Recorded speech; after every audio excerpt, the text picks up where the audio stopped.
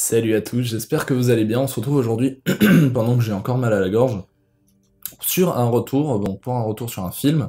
Aujourd'hui, on va attaquer Assassin's Creed. Alors, ça fait quelques temps qu'il est sorti. Moi, je suis allé le voir du coup hier soir au cinéma en Belgique. Du coup, j'ai pu le voir en version originale, celui-ci. J'ai déjà vu qu'il y a pas mal d'encre qui a coulé sur le film, que je trouve assez injustement justifié. Mais voilà, je vais vous donner mon point de vue par rapport à ça. Scénario. Scénario plutôt classique par rapport au jeu. Alors voilà, pour précision, moi j'ai joué du premier au début de Unity. J'ai jamais fini Unity. Et le 3, j'ai joué au 4, mais j'ai pas le 3, je l'ai pas fini non plus, je l'ai joué chez un pote. Mais j'ai toujours tout fait, voilà, Ezio et Altair. Voilà, pour rentrer bien. Scénario plutôt classique, le gars est... le début, le gars est enlevé, on le fait revivre ses vies antérieures grâce à la mémoire génétique. Par rapport à ça, à l'époque, on avait fait un trailer reaction qui n'est jamais sorti. Me demandez pas la raison, c'est juste que au final, comment dire, c'était programmé pour sortir cet été. Trop de boulot, etc. Au final, c'était même upload, mais ça a juste pas été sorti. Et quand je suis revenu, je me suis dit que c'était un peu tard pour l'upload après genre 2-3 mois. Donc au final, c'est jamais sorti. Mais à cette époque-là, quand j'avais fait le retour, du coup, le trailer action, le truc était que je trouvais que l'idée de l'Espagne pendant l'Inquisition était quelque chose de très bien. Bon, moi, je trouvais ça une très bonne idée. Qu'est-ce que j'en pense maintenant après le film? Je trouvais ça bien. Je trouve que c'est une bonne période. Une période, malheureusement, c'est pas un jeu, c'est un film. La période n'est pas assez exploitée, tout simplement parce que vous n'avez pas le temps. Dans un jeu, quand vous voyez à l'époque des dieux, quand vous aviez toute l'architecture, tous les trucs un peu italiens, là, vous êtes dans l'Espagne.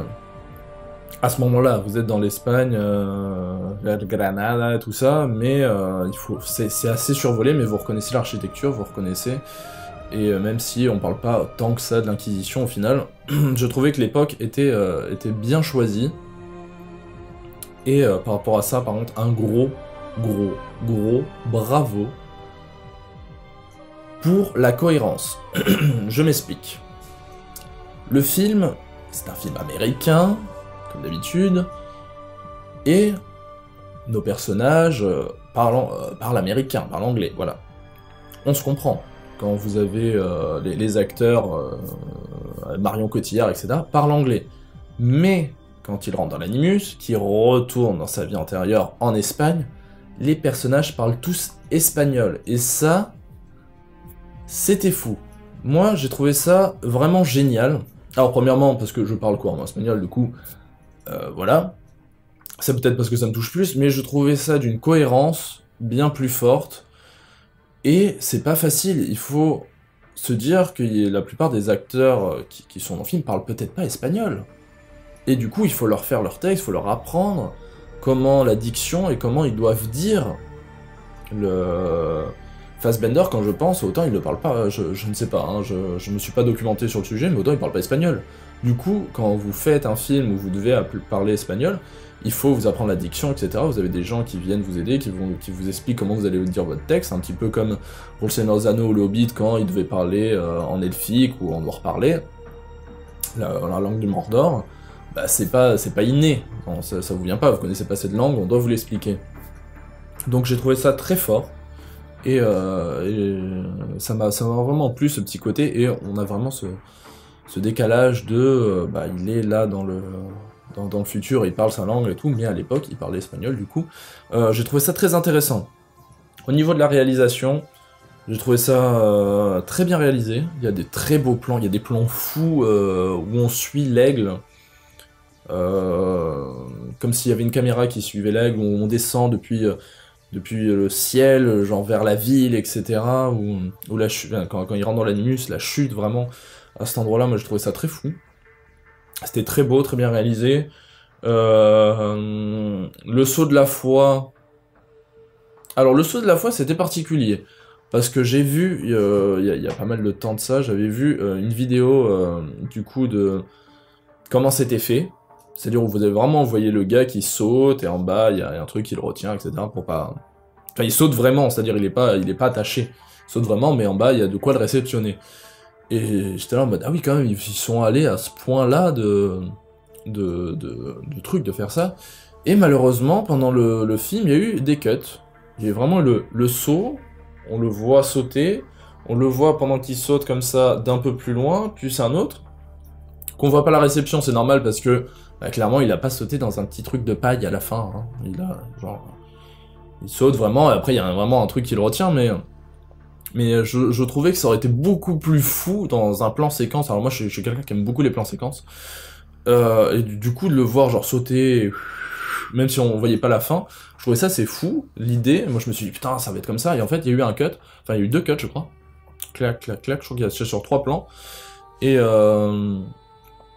dommage. Dommage. Franchement, moi, j'aurais été fou de voir ça en plan séquence. Ça m'aurait beaucoup plu. Enfin, sachant que ce n'est pas truqué. Voilà. C'est juste ça. Mais c'est pas très grave, le film c'est pas genre une merde juste pour ça quoi. Moi mais j'ai quand même bien aimé, c'était présent, le saut de la foi, etc. Quoi dire d'autre? Oui, au niveau de la réalisation, du coup j'ai dit que c'était très bien, ça fait vraiment le café, vous avez vraiment des passages où on suit les personnages, vraiment il y a vraiment de petits côtés, un truc qui vraiment vous plaît. Après, le bémol, c'est peut-être au niveau des combats. Ça aussi, c'est très fou. Quand vous les voyez sur les toits, sauter, courir, la caméra vous les suit vraiment, c'est assez fou, parce qu'ils font pas mal de cascades, un petit peu, genre, voilà, ils font du parcours, etc. Il y a vraiment des cascades, la caméra qui se déplace avec eux, même s'il y a des cuts, hop, ils arrivent là, pam, ils redescendent, on voit le cut.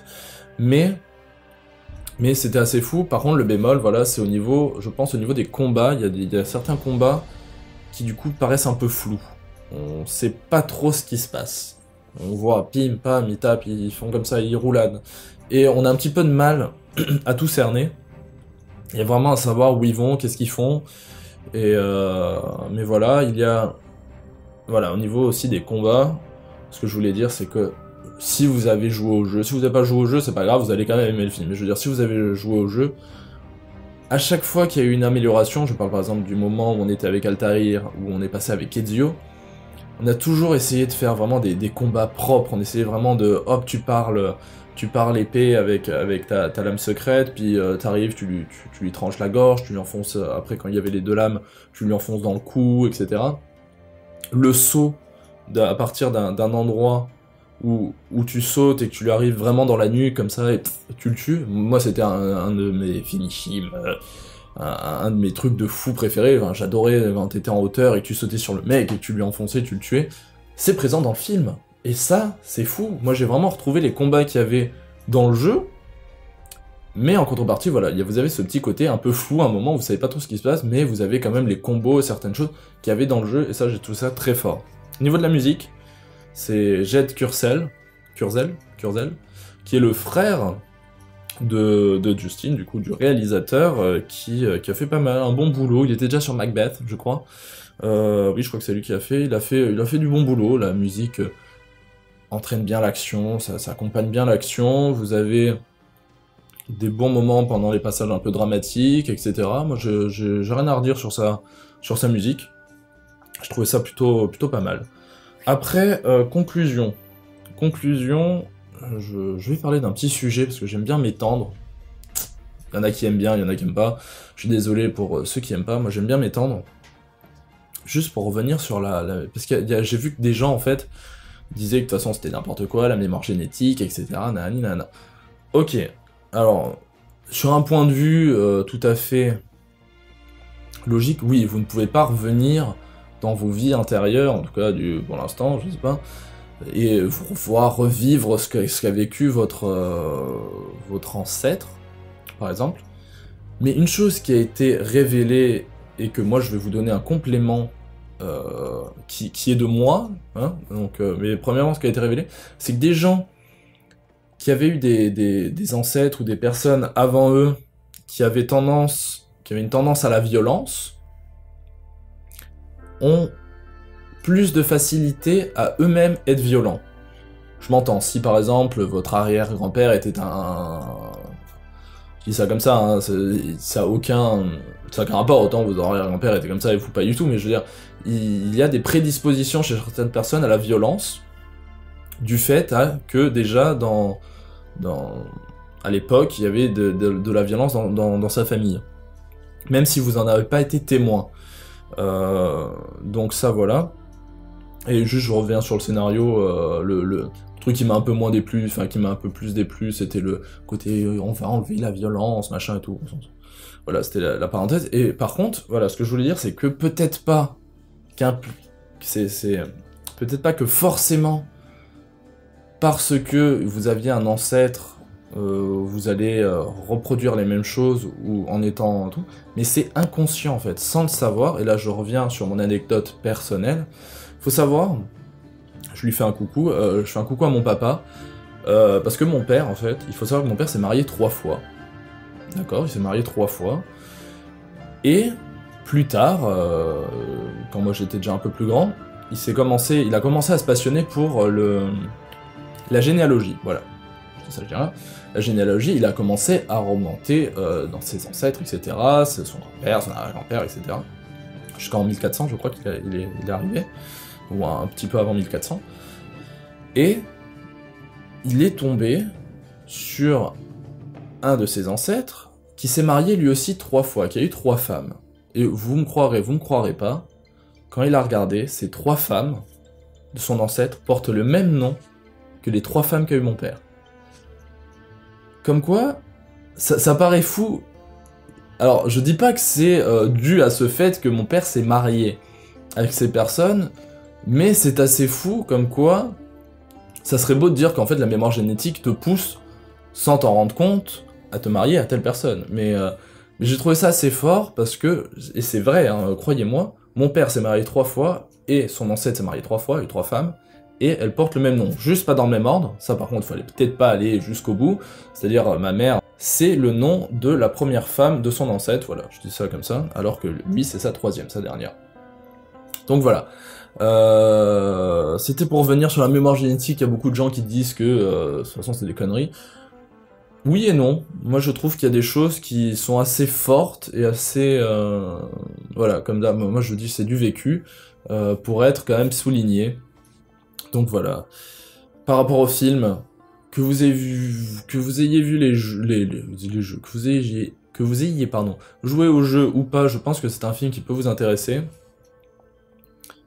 Ce n'est pas un jeu, c'est un film, il y a des choses qui doivent être changées, je pense notamment à l'Animus, qui au lieu d'être comme dans les premiers où vous étiez assis, comme ça, enfin allongé sur un lit, il fallait le rendre le truc plus impressionnant dans le film, et du coup c'est une espèce de pince qu'il prend par le ventre, et qui lui permet de faire les actions comme il a dans sa tête, quoi. Et même si je comprends pas trop pourquoi elle arrive à voir, par exemple Marion Cotillard arrive à voir ce qu'il voit, bon ça à la limite, enfin sur un écran mais il le voit on dirait comme un hologramme, donc ça j'ai trouvé ça un peu bizarre. Mais voilà, en conclusion c'est un bon film, je vous le conseille, je vous conseille d'aller le voir. Une amie à moi m'avait dit genre mais va pas le voir, c'est une grosse merde, etc. Je te salue ma grande. C'est nul de toute façon, ils auraient mieux fait de dépenser cet argent là dans un film, enfin dans un jeu au lieu de faire un film. Moi j'ai pas trouvé ça si nul que ça, franchement j'ai trouvé ça même bien, j'ai passé un bon moment sur le film. Donc voilà, n'hésitez pas à aller le regarder. Si vous l'avez vu, n'hésitez pas en commentaire à me dire ce que vous en avez pensé. Moi en tout cas je vous dis à très bientôt pour une prochaine vidéo, et à la prochaine. Allez, ciao ciao.